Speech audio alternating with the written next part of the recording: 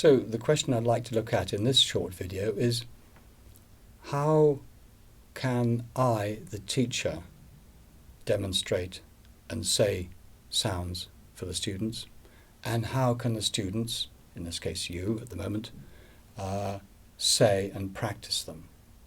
Now, I, the teacher, can give a sound without saying it. For example, I can mime it. I can mime it like this. But I can also gesture to make that mime a little clearer. So I go like, or I could mime a sound like this.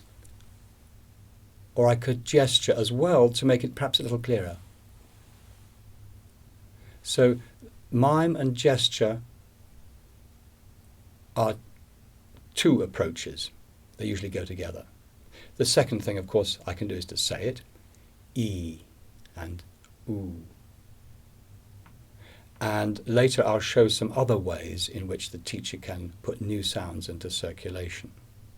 Now, how can the student receive that, and what can they do about it? Well, one thing, of course, is that they can say the sound aloud as best they can, listening to themselves and then adjusting it if they have found the muscle buttons to adjust it with. The second thing they can do is to whisper it. That gives a different sensation and puts attention in a different part of the musculature. And the third thing they can do is not even to whisper it, but just to find the position like this.